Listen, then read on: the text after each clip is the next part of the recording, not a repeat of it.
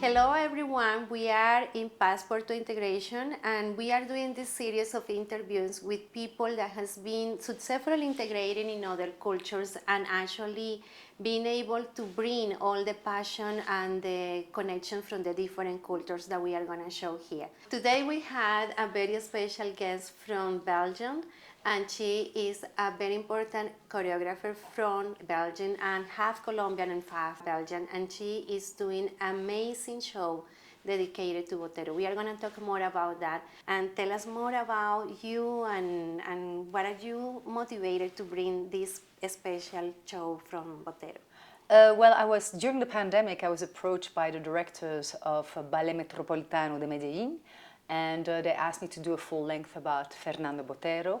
And I think I had, like everybody, I've known of his work without knowing it was a Colombian painter. But the moment that I remembered seeing his work and being conscious that it was from a Colombian artist was 12 years ago when I was in Cali, and we went on tour to Popayan with the company there, and suddenly in a bar I looked to my left and I see this really fat ballerina. Yes. and I think it's funny, but at the same time I'm appalled that somebody would put that aesthetic on a ballerina, being a ballerina myself. But then I looked to the right and I saw a fat horse, and I saw all kinds of fat people, and I was like, wow, that's a style, that's, you know, somebody's fascination. Yeah. And then I read into, you know, the work of Botero, found out that he was Colombian, found out that it was not about fat people, it was about volume, and that he was fascinated by that. And then 12 years You developed all front, this. This company asked me, another company in Medellin asked me to do work about him. And that's how it came about. It's amazing how you discover these things from the culture and from the artistic expression, right? And this is very beautiful that you say that you were seeing this fat ballerina, and that's part of what you are, and that's part of this your identity. So what that specific piece of art from Botero told you? Or what was the connection that you can... Well, no, I think that's his style. So he has a very distinct style. And I think that his work also has a certain whimsicality that makes you smile. Yeah. But if you look through, there are also some themes about Colombia that he approaches and that are much deeper and much more painful, like Escobar, that looks like he's asleep on top of the roofs of Medellin, but actually he's dead on top of the roofs of Medellin. So it's all that, you know, you can see it both ways.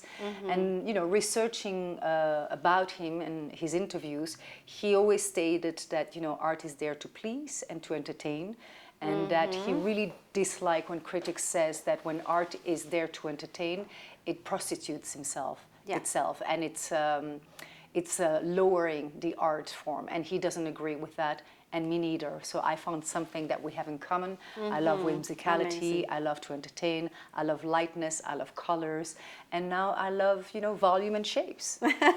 It's beautiful, yeah, because it's kind of a trend that in the dance has to be very fit, right? Yes. And now that we are talking about that specific qualifications,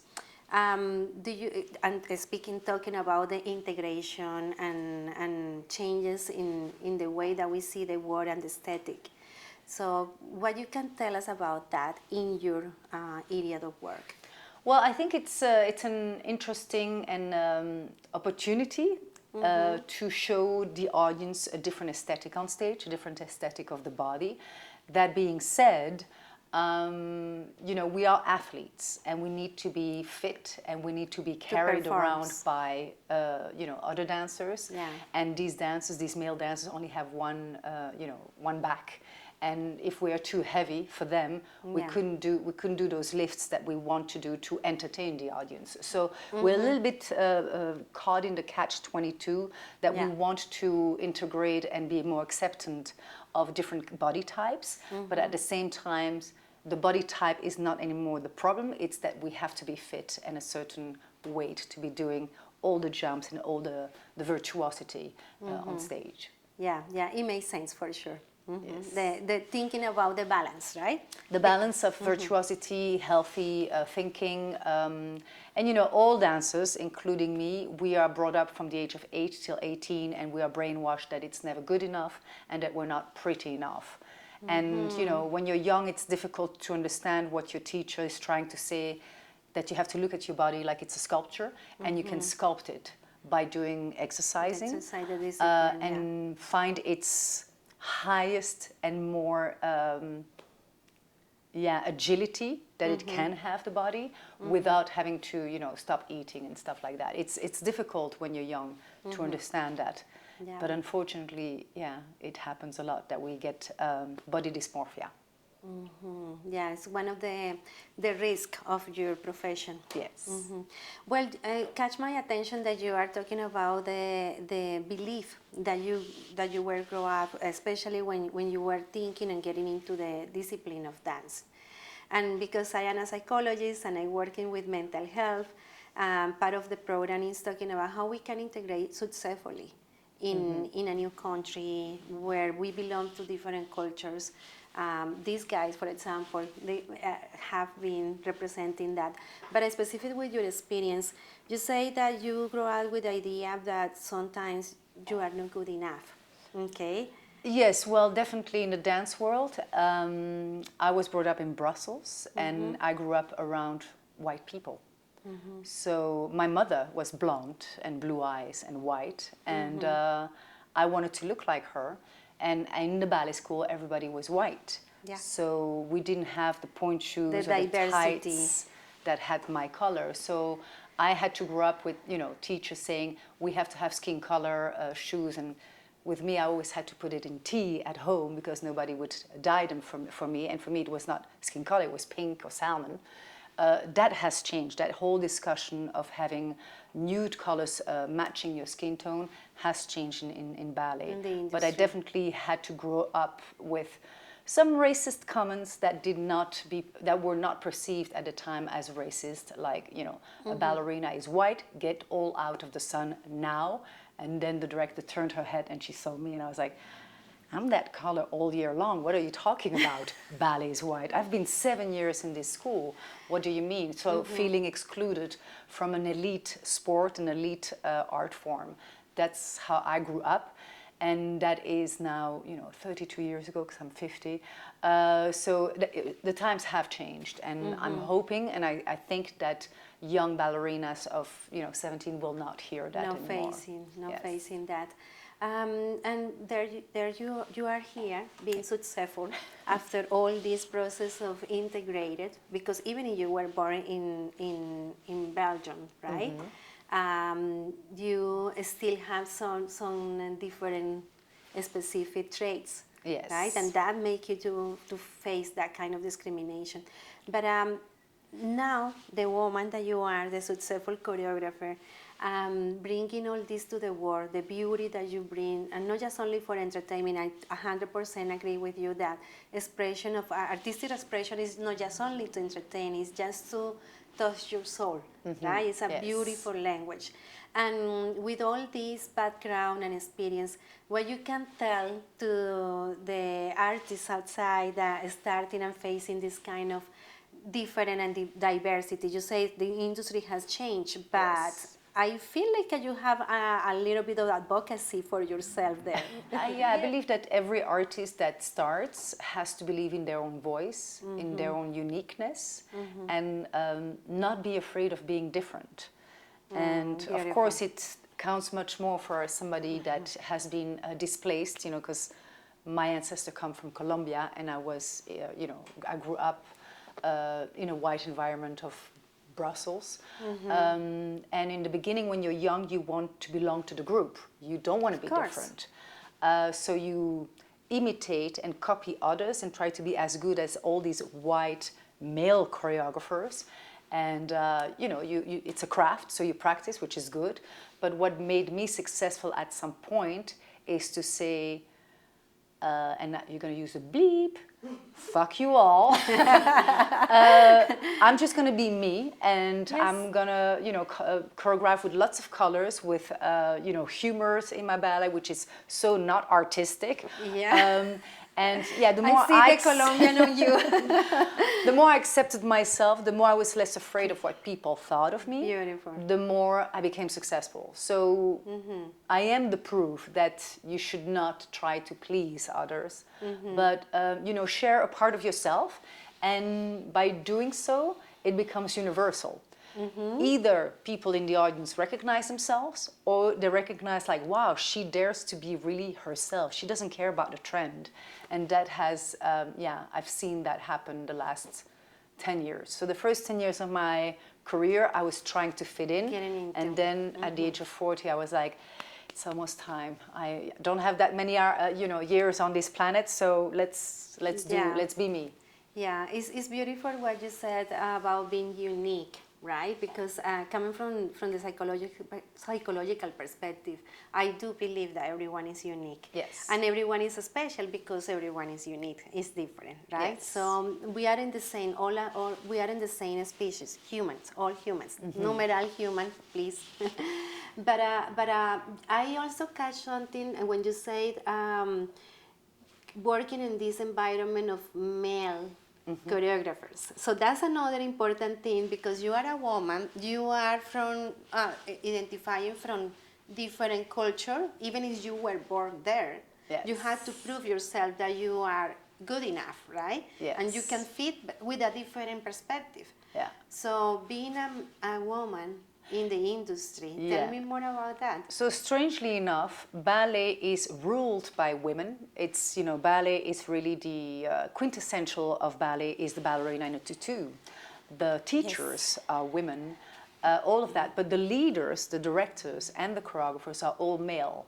And that has been pinpointed like 10, 12 years ago, where, you know, journalists from England started writing interviews and articles about it. And it seemed that I was one of the very few, and I'm still one of the very few. I mean, there are more female choreographers that get opportunities these days, but I'm one of the 3 or 4 in the world that makes narrative work, because that sort of scope of projects is still given to male choreographers. Wow. Why is that? Because there's more budget involved. It's like in Hollywood, the big budget goes to the male artists. I agree with you that we still have to do a lot of work. Not we are doing the work as women, participating and engaging and being more entrepreneur and kind of raising our voice. But the rules and the work is kind of still very slow on the process of changing, right? Yeah, I think it's, like you said, it's from both sides. I think women, we want to be perfect. We don't bluff. If we cannot do something, we will say, well, I'm not sure, I can't do it, I need 5 more years to practice to do this. Young male choreographers are, you know, when they're given the opportunity and they've never done a narrative, they won't say, well, I'm not sure. Yeah, they'll just go for it. So it's really up to the women to start believing that part of becoming an artist is failing. You have to try things, you have to fail, you have to accept the criticism in the reviews, you have to accept that it was average, because the next one will be better and better. And I think that women don't want to go that way. They first want to practice in a small scale somewhere. Perfection. Yes. Like you say. And then they want to go out there. But then you're older, and then maybe you don't have the energy, maybe your time has passed, or suddenly you think of children, and you know that diverge. Yeah. Yes, you diverge from you know, giving your whole time for the art form. Have you seen women very talented and choosing to go to another way, which is perfectly right? Like, have you experienced that? Younger women,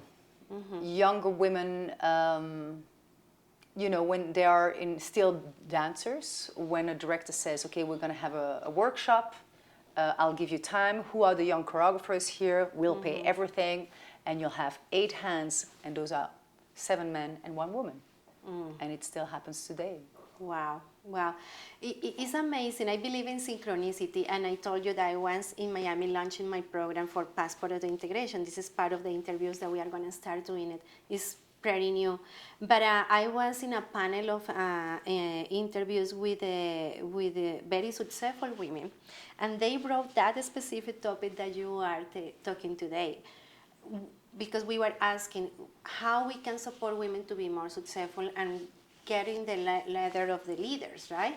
And that they brought that specific topic. They say perfection. Women want to be perfect, and that's killing us. It doesn't. Well, it doesn't exist.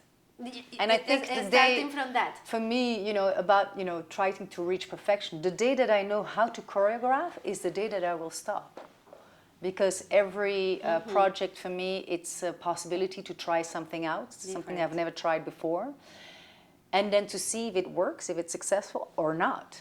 So you are bluffing a little bit? Oh, every time. I love that. Dancers think I come in the studio and I know what we're going to do. I'm like, I don't know. What are we going to do? You're a bird. How do birds move? And then we look together. And I feel there's another vibration when I don't prepare and I show up in the studio for 6 hours.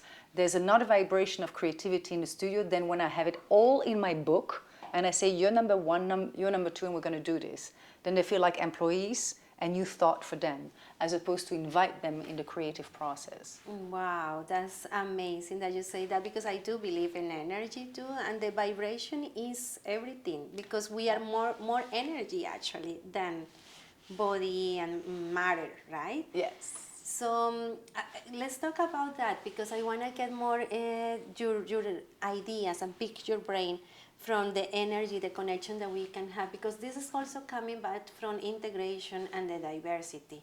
Mm-hmm. So what do you think what will be the recommendation, or even your experience about going with your feelings and with your energy, or that cap that is telling you, I am going to do this in order to show up or be successful?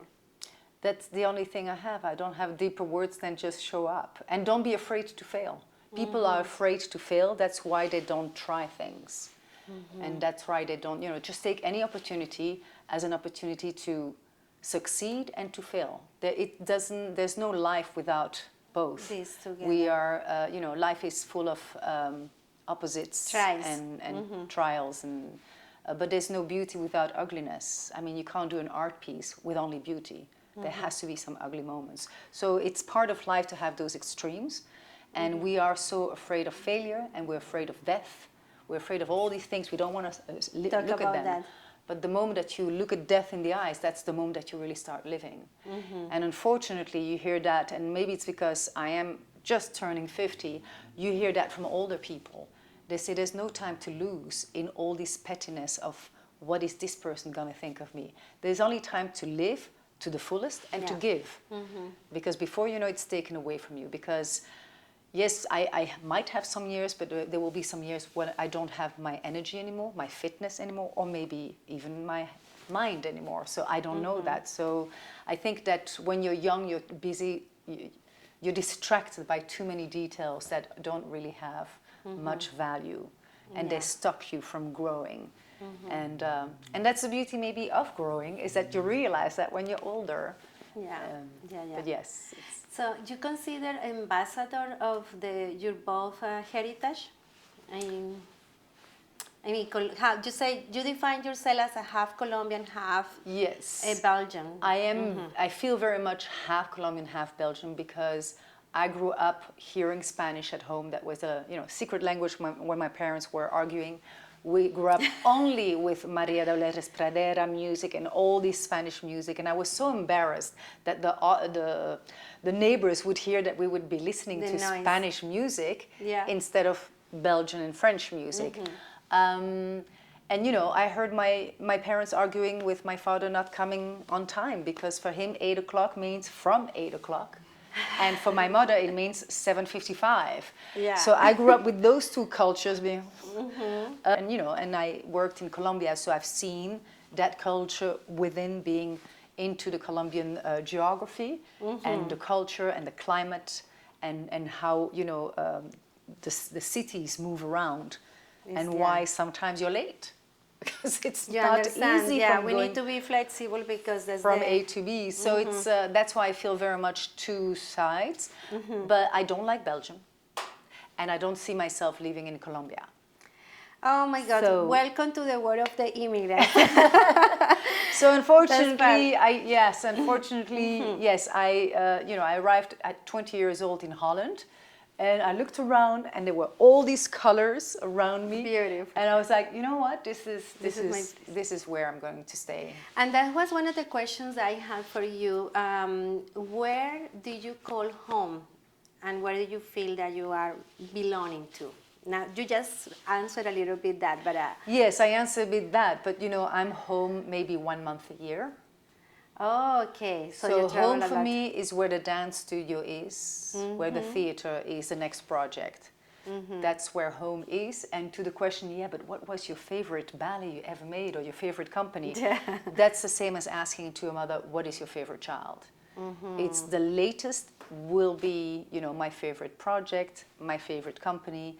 And even if a project starts a little more difficult, you get attached More. to people, and you learn to get to know them with all their good things and all their flaws. So that's why Calgary is my family right now. Right now. For another 2 weeks. And we are welcome to have you here. So that's amazing that you say that, because part of the, as an immigrant myself, I came when I was 31, and I am now 70 years here. So you do the maths, I am 48 years old. But I think that I can say that I have Colombian and half Canadian now, right? But also my family is living in Italy. Oh, Because I grew up with my stepfather that was Italian, so I can say that you are right. Like, I feel for home for me is where my family is, and where my projects bring me, right? Yes. But I think that all immigrants have that process of integration, and by the end of the day, it's not a place, it's not a specific place where we belong to. Yeah, maybe we can have a passport, be a national from other countries, but by the end, is what is in your heart, what did you bring, and what do you get as a human being from all this experience of moving from different places, right? I think being rich is knowing cultures and being able to adapt, than just live in your little village and that everybody knows you. I don't think that, being a human is universal, but it's so different in India than it is in Colombia, than it is in Belgium. And I feel very rich that I get to move through the world of dance, because dance does not have any language. And it's a the language of movement, right? Movement, yes, I can do it anywhere. So I was in Hong Kong before arriving here in Calgary, and I go to Seattle in 2 weeks, and in Chile in October. So that feels for me that I'm very rich, because I get to know all these cultures and all these people. And yeah, the first week can be quite shocking, and I can feel myself being judgmental, and then I embrace them and I become part of them. And how you do that? Like, what will be the skills that you can say that you developed through all these years of traveling and embracing different cultures? And what will be the skills that you consider that are the most important to be flexible and navigating this transition and changes? You have to make yourself vulnerable first, and you have to dig a little deeper than the surface of, for example, Canadian rules. Yes.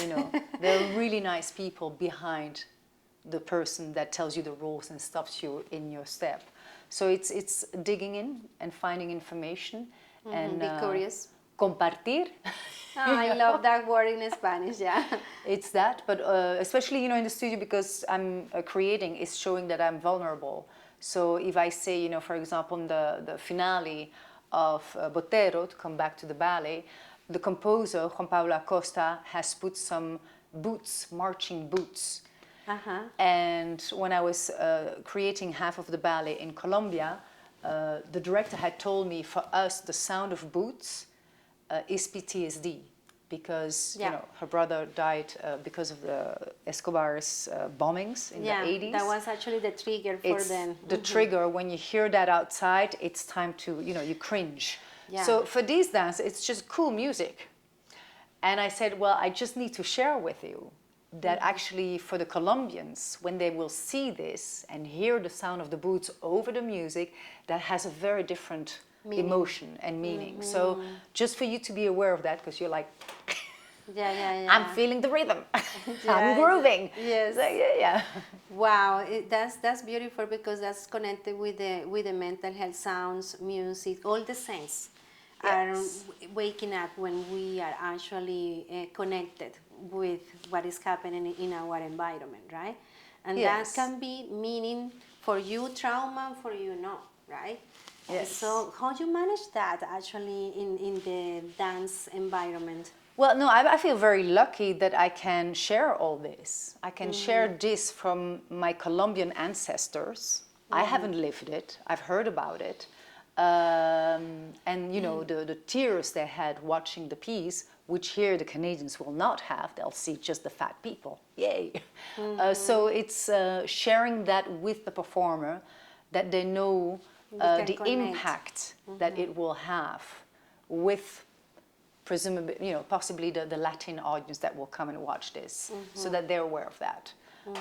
And therefore sharing a little bit of another culture you know, with them. Well, I hope this interview is gonna go out soon because my intention, part of my intention is well contributed to the program, and I thank you so much for that because it has been very interesting to talking to you. But I also invite everyone, all the Colombians and the Latinos to know a little bit about Botero and to know about you because you are also representing the Latino culture and Colombian culture, and it's amazing that you are creating this piece with the invitation of the Ballet of Medellin, you say that? Yeah. But also you are the creator. So you create that in Colombia and... I created 30 minutes in Colombia, and you know, as you know, Fernando Botero is 90 years old now, and he still goes to his atelier to paint every day. Wow. So there was so much more to share and to tell that when the director of Berta Ballet approached me, I said, well, actually, this piece could be very well, you know, a narrative,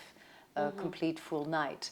And so he said, yes, in 10 minutes. I pitched the idea in 10 minutes, and then here we are a year later. So it's amazing. Wow, so how that start. But you had the opportunity to talk to him and pick on with Botero. No. With Botero. No, I didn't talk to Botero himself because he's deaf. Okay. So his world is becoming smaller, so he has his 3 children that talks for him. Okay, And so I did have a conversation with Lina Botero. Yes. That's beautiful. Well, one last question about the experience of immigration for you, because, well, you were born in Belgium, you have been traveling, and what is the longest time that you have been in another country different from Belgium? Oh, but I'm already away from Belgium since 32 years. Okay, so because all the time you are moving around and traveling. Yes. So I moved out of my home when I was 11 because the ballet school was in another city. So I grew up in a boarding school from the age of 11 to 18. So I'm used to be displaced. I'm used to have to adapt to a new bed, new walls, new where is everything. I even made a ballet about it. So I'm not, I'm not never lonely. And I love solitude. So it comes in handy because as an artist, you can only find inspiration from being in the world, but it becomes creativity when you find yourself all by yourself. All these ideas comes to you.